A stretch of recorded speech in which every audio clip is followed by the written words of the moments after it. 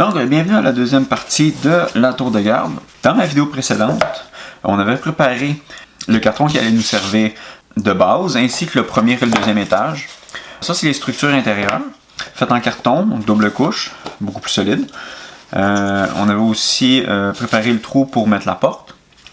Une petite porte que si vous voulez, vous pouvez toujours aller voir mes vidéos sur les portes, sur comment je fais mes portes. Aujourd'hui, ce qu'on va faire, c'est qu'on va s'occuper du plancher, du premier étage ou du rez-de-chaussée, du premier et du deuxième étage. Donc, le premier étage ici va être directement fait en styromousse, un peu comme pour nos modules. Et les autres étages ici vont être faits en bois, à partir de bâtons de porte secours.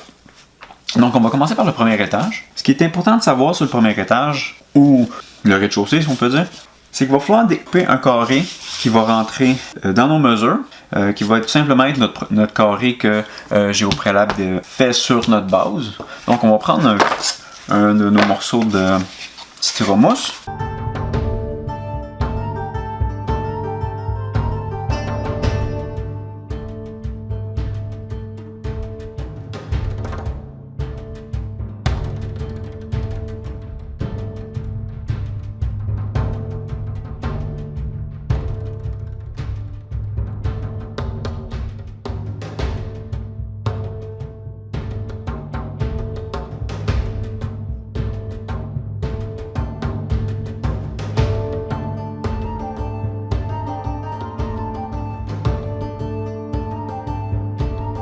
Donc, on vérifie si ça couvre bien notre carré. C'est parfait. On va voir si ça rentre. C'est normal que vous allez avoir une épaisseur de plus. Vous n'êtes pas obligé de faire votre plancher de fonte aussi large que le plateau de la tour. Parce qu'à l'extérieur, comme il va y avoir une bonne partie que ça va être couvert par le styromousse pour fabriquer les briques. Et en même temps, habituellement, les tours, c'est quand même un peu plus surélevé. Donc, on va pouvoir se mettre littéralement une entrée juste à la sortie de la porte. Et l'extérieur, on va pouvoir le garnir soit avec la rocaille ou de la verdure, du gazon, tout dépendamment de quel thème ou est-ce que vous voulez donner à votre tour. C'est sûr qu'une autre technique, ça serait tout simplement d'éliminer complètement le carré aussi tout autour, comme ça ne donne pas nécessairement de thème à notre tour, que ce soit pour la jungle, que ce soit pour les montagnes ou tout simplement dans une ville. Mais je trouve que ça va mieux en laissant tout le temps le 1 pouce, juste pour pouvoir quand même installer sa fondation sur les briques sur les côtés. Et au pire, si par la suite, vous voulez vous débarrasser de ce qui va rester, c'est selon vos préférences.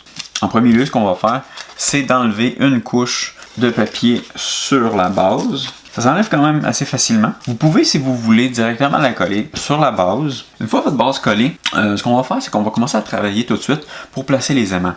Donc, comme pour les modules, on va se découper quand même une bonne bande d'aimants. Ce qu'on va faire, c'est qu'on va coller un aimant sur le contour de notre tour. Juste vous assurer que vous collez tout le temps l'aimant dans le même sens pour que tout le contour est sur le même côté pour le même pôle. Ça serait comme juste dommage d'arriver puis de placer la tour puis qu'il y ait un côté qui reste pas en place ou même qui essaie de faire tordre un peu la tour. Donc juste vous assurer de bien placer les aimants afin que toute la tour soit vraiment tirée sur le socle.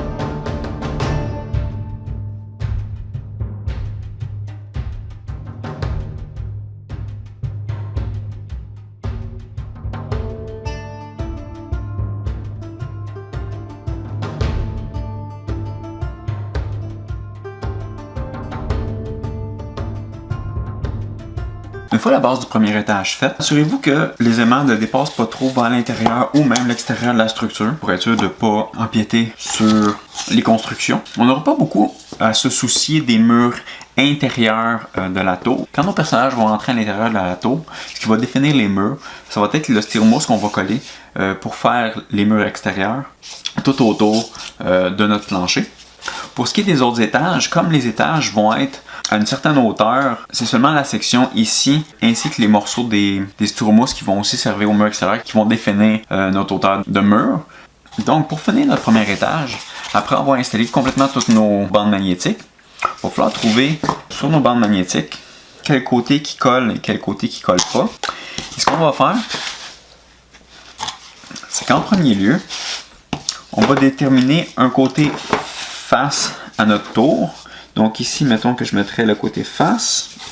Je vais mettre donc la porte du côté face. Je vais prendre un crayon.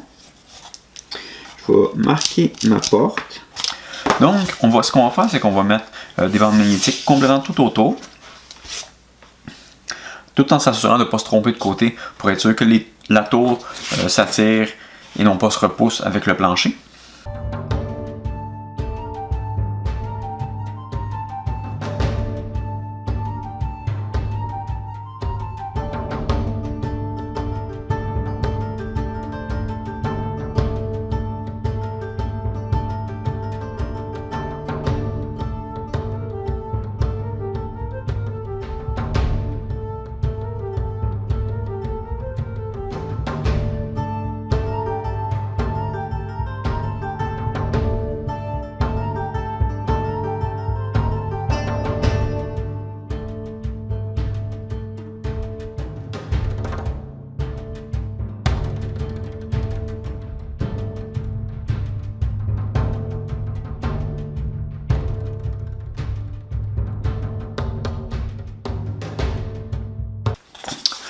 Donc, pour le deuxième et le troisième étage. Le deuxième étage est quand même optionnel dû au fait qu'on a quand même coupé nos murs en angle. Donc, même si on viendrait à les bouger un peu, une fois qu'ils sont quand même bien placés, ça bouge pas nécessairement.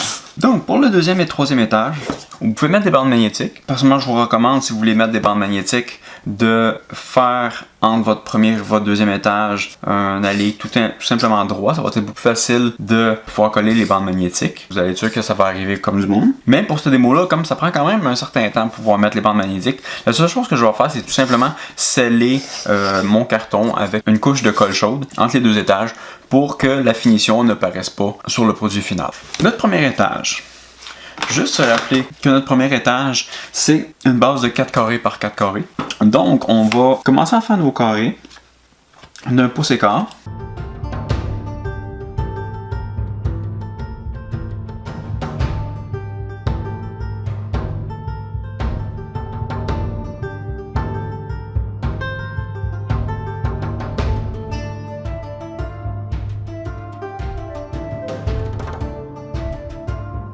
Et on va faire à peu près exactement comme pour nos modules. On va travailler le fond afin d'y donner un aspect de pierre travaillée.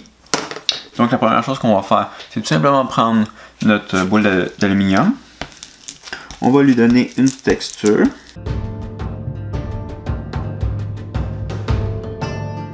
Maintenant, pour les tuiles en soi, il y a plusieurs techniques qu'on peut utiliser. On peut utiliser la même technique qu'on a utilisée pour les modules, ou on peut en utiliser une différente, un peu plus pour faire de la pierre ronde un peu. Ce qu'on va faire, c'est qu'on va faire exactement comme pour nos modules, à l'exception qu'on va arrondir beaucoup plus les ronds. On va pouvoir même faire, si on le veut, d'autres pierres à l'intérieur.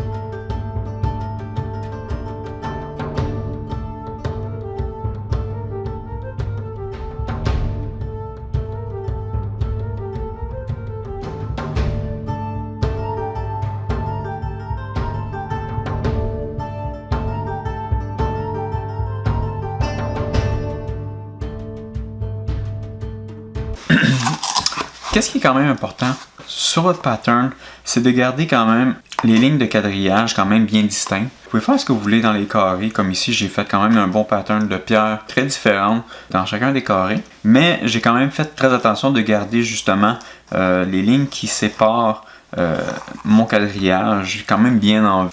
Ce qu'on va tout simplement faire, c'est de s'assurer que nos lignes de quadrillage soient quand même beaucoup plus prononcées que tout le restant. Donc on va passer un bon coup de crayon pour être sûr qu'il soit bien renfoncé comparativement à tout le restant.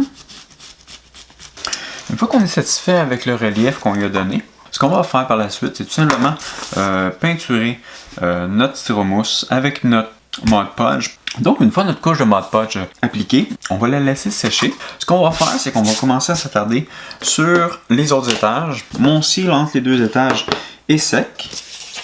Ce qu'on va faire, c'est qu'on va se découper des languettes de carton.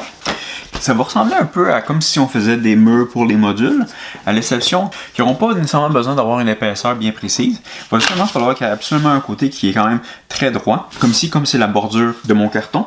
Je vais me servir de ça pour pouvoir avoir un bon point de référence. Une fois quelques longueurs de découpé, ce qu'on va faire, c'est qu'on va prendre les mesures intérieures, se découper pratiquement une bonne longueur pour notre support, et on va tout simplement venir le coller à peu près à 1/4 de pouce de haut à partir de l'intérieur de notre module.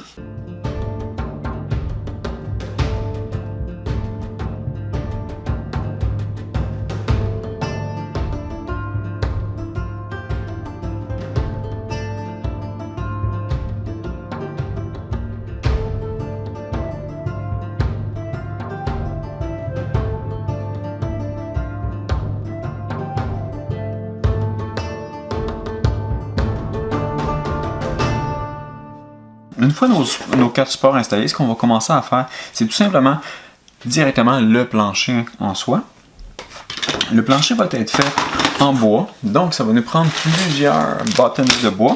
Ce qu'on va faire, c'est un plancher de 4 pouces et demi de large. On va aller chercher quand même un maximum de texture. Ce qu'on va faire, c'est qu'on va couper les embouts des bâtonnets. Ce qu'on va faire, c'est que pour leur donner une texture un peu plus de plancher, c'est qu'on va les faire décaler, un peu comme je suis en train de faire ici. Et quand on va coller les prochaines, on va tout simplement encore eux aussi les décaler pour leur donner une texture un peu plus de plancher. Donc une fois assemblé, ça devrait ressembler à ça. Moi je les ai coupés en languettes de 2 pouces. Vous pouvez voir que ça donne un effet beaucoup plus plancher de bois. Je l'ai déjà découpé aux dimensions pour qu'ils rentrent directement dans la tour. À l'endos, j'ai rajouté 3 bâtons de popsicle, juste pour être sûr que la structure reste solide. Notre prochaine étape, avant de la coller ou de la peindre, on va tracer notre quadrillage.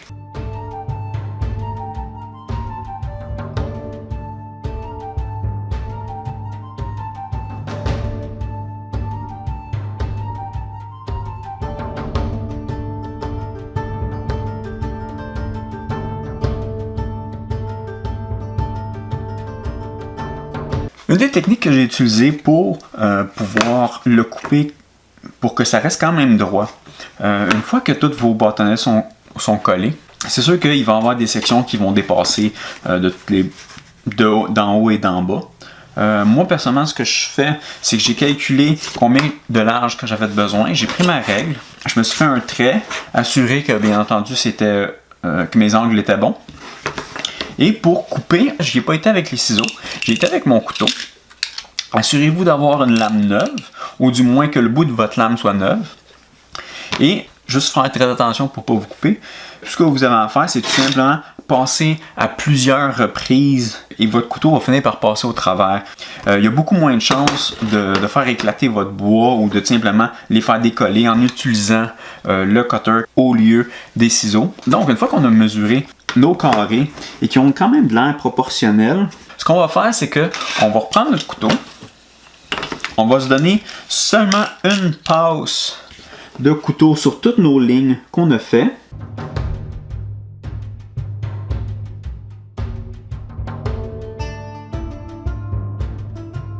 Une fois la première passe faite, ce qu'on va faire, on va faire exactement la même chose. Ce qu'il faut, c'est réussir à élargir les traits qu'on a fait avec notre couteau pour qu'ils puissent quand même ressortir de toutes les lignes qu'on peut trouver sur notre quadrillage. C'est sûr que quand on va appliquer la peinture, les trous vont paraître énormément plus, donc ça va nous donner vraiment une ampleur. Mais rien pour s'assurer vraiment que la peinture fasse vraiment sortir les lignes qu'on va avoir ajoutées. On va quand même les rendre plus profondes. L'important à cette heure, ça va être d'utiliser non pas le côté coupant du couteau, mais l'autre extrémité, qui est une section de la lame qui est beaucoup plus large et bien entendu qui ne coupe pas. Donc ça va avoir tendance à faire, ça va être un peu comme pour l'effet de notre stylo à billes sur le styromousse. C'est sûr que ça va être quand même beaucoup plus fin, mais ça va ouvrir un trait beaucoup plus large. Donc quand on va passer par-dessus après avec notre stylo à billes, on va quand même avoir déjà une bonne partie de la crevasse de déjà faite. Et le stylo à billes va seulement venir à élargir un peu plus. Donc une fois votre quadrillage terminé, on va le coller directement dans la tour. C'est sûr que essayer de prendre un sens pour lequel on va voir le moins d'espace possible entre le plancher et les 4 murs.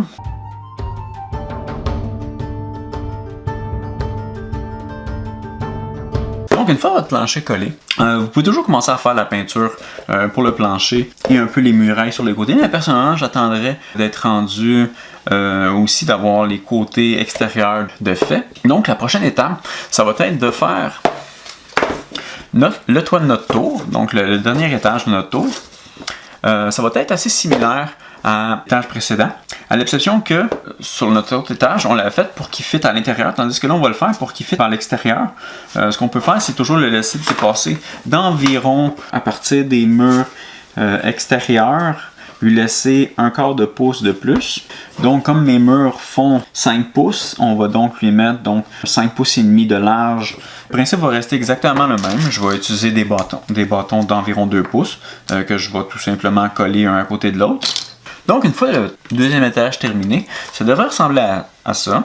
Comme vous pouvez voir, mes renforts, je les ai quand même faits plus petits, dû au fait qu'ils vont falloir qu'ils rentrent dans le carré qui est là. Il ne faudrait quand même pas qu'un des renforts de votre plancher accote sur un des côtés. Fait que tout ce qu'on va avoir à faire pour l'instant, ça va être de tout simplement la coller, s'assurer d'avoir quand même les bonnes distances sur chaque côté. Ce qu'on peut faire, c'est tout simplement la placer à l'envers. Regarder nos distances pour s'assurer que les côtés soient quand même bien. Si vous voulez garder une certaine thématique, vous pouvez toujours vous assurer, comme ici, ma tour va rentrer comme ça ici. Si je la mets de côté, m'assurer que le bois arrive dans le même sens que le restant du bois. On va la retourner. Tirer un coup de crayon sur les 4 côtés.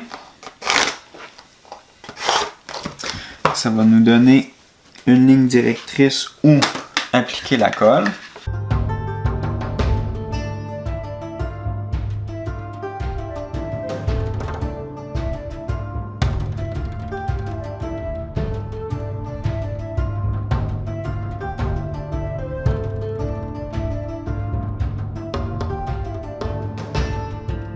Une fois le tout collé, la tour devrait commencer à prendre quand même forme. Maintenant, pour ceux qui se demanderaient comment est-ce qu'on va montrer dans la tour, vous pouvez toujours avoir le choix de directement découper avec votre couteau une section ou même 2 sections de quadrillage et de faire un escalier qui descendrait en carton sur les étages inférieurs. Personnellement, dans une tour de garde, moi, de la façon que je le vois, une échelle pour monter d'un étage à un autre. Donc, ce qu'on va faire, c'est que dans les prochains épisodes, on va aussi fabriquer ce qui va à l'intérieur de la tour. Donc, ça inclut l'échelle qu'on va pouvoir placer où on veut dans la tour et une trappe qui va prendre une section en place et on va pouvoir directement la mettre vis-à-vis d'où est-ce qu'on a mis l'échelle sur l'étage inférieur. Une des choses que j'ai oublié avant de coller le toit, c'est tout simplement de faire le quadrillage. Je viens de le faire. Personnellement, je vous recommande de le faire avant de le coller sur le dessus. C'est beaucoup plus facile. On a beaucoup moins peur de le briser. Comme vous pouvez voir, par contre, l'intérieur de la tour, j'ai fait un quadrillage de 4x4. Vu que le dessus de la tour est un peu plus large, je l'ai fait 5x5. C'est un peu normal, on a quand même un pouce de plus. Une des bonnes choses, c'est toujours quand même de vérifier que notre quadrillage respecte quand même au minimum les figurines. Donc pour le moment, on devrait avoir notre base de fait avec l'intérieur, avec notre quadrillage intérieur. Pas peinturé, mais avec notre Mod Podge. Notre deuxième étage déjà fabriqué, assurez-vous quand même qu'il reste solide, que vous avez mis quand même assez de colle chaude partout pour que, même si on le manipule, il vient à rester en un morceau. Et bien sûr, le toit de notre tour, avec notre plancher finalement collé. Juste rajouter un joint vraiment tout le tour aussi pour vraiment solidifier la structure. Ce que vous pouvez faire, pour la prochaine étape, vous pouvez prendre votre couteau, juste vous assurer de ne pas avoir trop de soit de morceaux de bois, de chips ou de colle qui va dépasser sur vos planchers. Juste aller sectionner avec le couteau. Donc, notre prochaine étape, ça va être de faire le revêtement extérieur en styromousse et bien entendu de poser la porte et de faire la peinture. Pour le moment, je vous dis à la prochaine.